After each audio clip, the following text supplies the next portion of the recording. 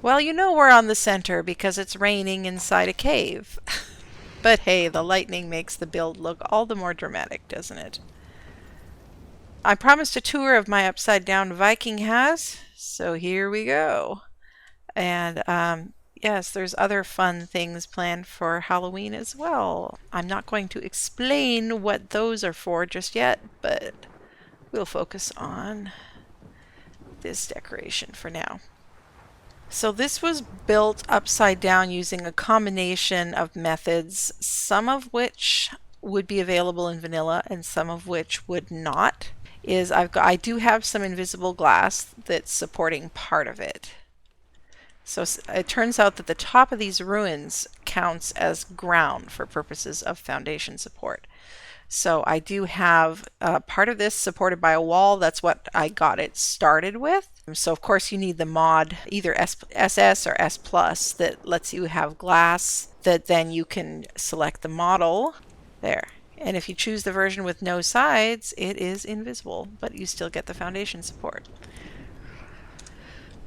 But that was only enough to get me started. It wasn't providing foundation support for the other side, and I didn't want to have more invisible glass going down. I tried connecting the walls through with more invisible glass down to the foundations that are underneath all these jump pads, but for some reason it still wasn't providing foundation support, probably because of a mod mismatch, because those foundations are from Castles, Keeps, and Fortresses, which sometimes doesn't play well with SS.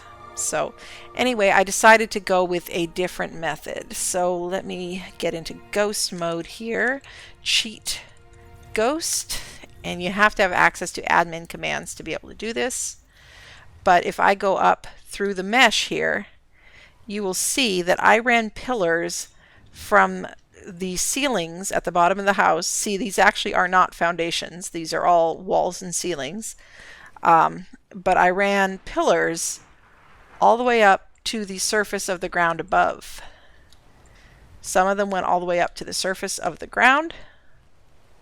And I also used ceilings to spread the foundation support out to some actual foundations that are inside some of these other pieces of mesh, because it's kind of a funny thing. Because you see, the ceiling of a cave does not count as ground for the purposes of foundation support. So that's why I had to run the pillar all the way up to the ground above, because in between the roof of the cave and the ground above is just empty space inside the mesh. So it doesn't count as ground anywhere in there.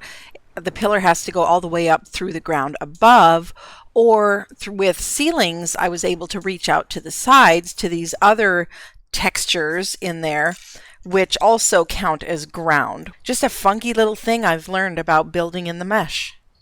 So I have it all spread out and well supported on a lot of different sides, because in the beginning when I was making it, I kept having a problem where, I'd break one fence foundation and half the roof would fall off or something like that. But after I ran up all the pillars and ceilings and foundations that are up there in the mesh, I haven't had any issues with that. And then a lot of what I did here, especially with the decor, is actually mostly illusion. So like these lamps, these are actually ceiling lamps from one of the eco mods. But I hung them from the top of a pillar and they look like lamp posts from a distance. And then for these decor pieces, they won't stick to an upside down ceiling. Even though I did flip the ceilings using the trick with the SS sloped walls. I'll link a video down below that explains that. So anyway, these ceilings actually are upside down, but the decor wouldn't stick to an upside down ceiling. And so there's a half wall and then a glass ceiling, and I chose decor pieces that look good from the bottom as well as from the top, because these are all actually right side up.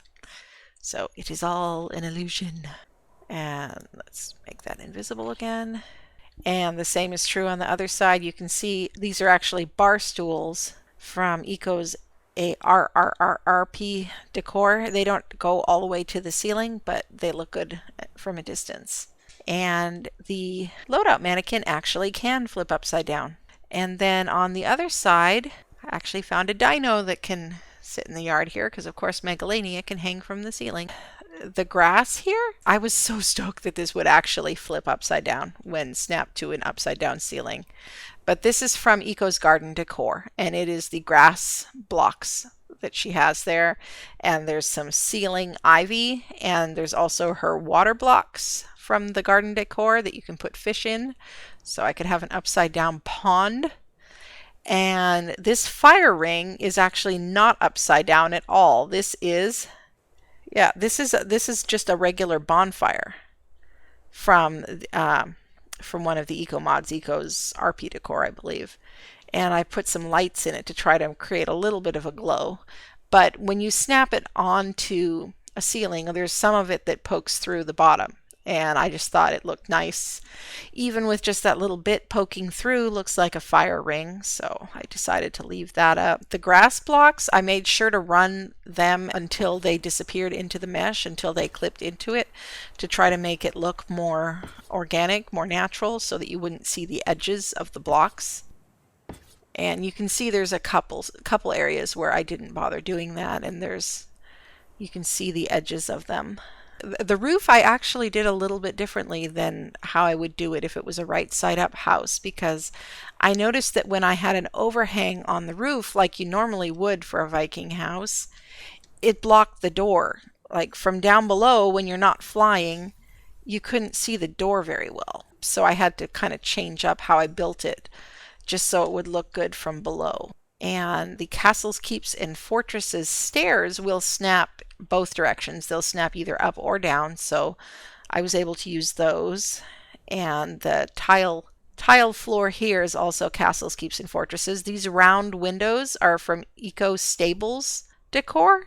I just thought they were really fun looking, so I was happy I got to use those. And then inside you can see there's not really anything because this is just a decoration meant to be viewed from a distance. There's a couple various building pieces that snapped wrong, and then I was too nervous to pick them up for fear that something else would break. I put some tech light in here though, just so the windows would be lit up and make it look warm and lived in. In fact, let me make it a little brighter in here actually, and a little warmer. I love that you can tinker with the shade of the lights with these. You can also make it actually cycle between different colors, so you can make it blink. I don't like it flashing because that can just be annoying, so I usually make it cycle every 5 to 10 seconds or so. Then for the other color, let's do like a creepy Halloween green. And I also always uncheck this box, otherwise the lights will turn off in the morning and turn on at dusk, and I wanted them to stay on all the time. And this was my experiment. I was trying to see if the bear rug would flip, if it would, could have made an interesting decoration. But yeah, you can see I'm at the very bottom here, no foundations. It's all ceilings and walls. Well, that's my tour of the Upside Down Viking house. I hope you enjoyed it. Have a great day. Oh, and hey, one more little thing before you go. If you would like to see this build in game and check out what the rest of this event is about, including the bouncing bulb dogs, make sure to join the architects because this is the build for their Halloween special event. And don't forget to like and subscribe.